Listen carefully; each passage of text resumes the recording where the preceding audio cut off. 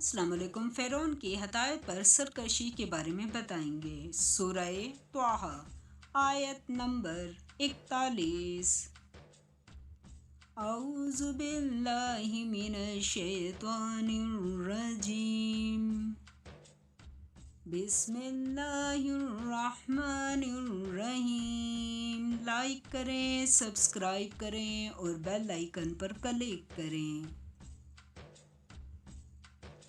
और मैंने तुमको अपने काम के लिए बनाया।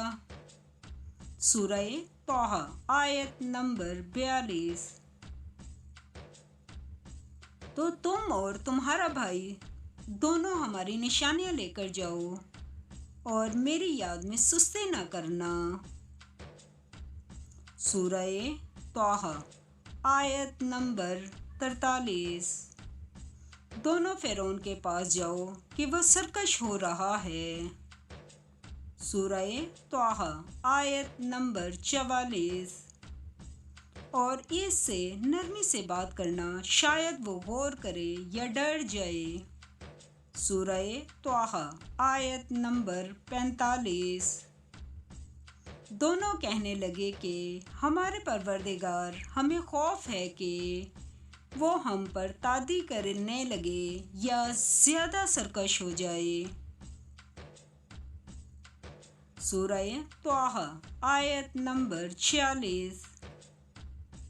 खुदा ने फरमाया कि डरो मत, मैं तुम्हारे साथ हूँ और सुनता और देखता हूँ। सूरह त्वाहा आयत नंबर 47।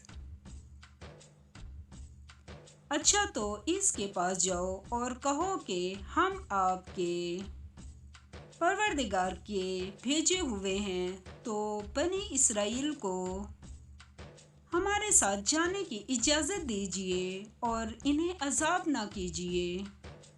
हम आपके पास आपके परवरदिगार की तरफ से निशानी लेकर आए हैं,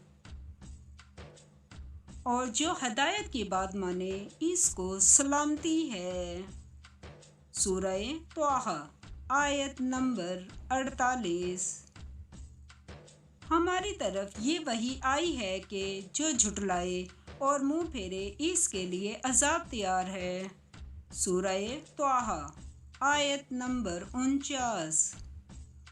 गर्ज मूसा अलैहिस्सलाम और हारून अलैहिस्सलाम फ़िरौन के पास गए।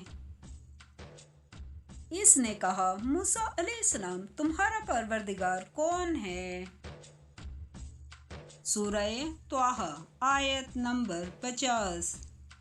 कहा कि हमारा परवरदिगार वो है जिसने हर चीज़ को उसकी शक्ल व सूरत बख्शी, फिर राह दिखाई।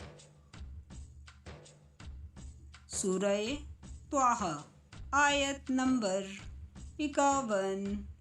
कहा, तो पहली जमातों का क्या हाल है? सूरह त्वाहा आयत नंबर 52। कहा कि उनका इल्म मेरे परवरदिगार को है जो किताब में लिखा हुआ है। मेरा परवरदिगार न चूकता है और न भूलता है।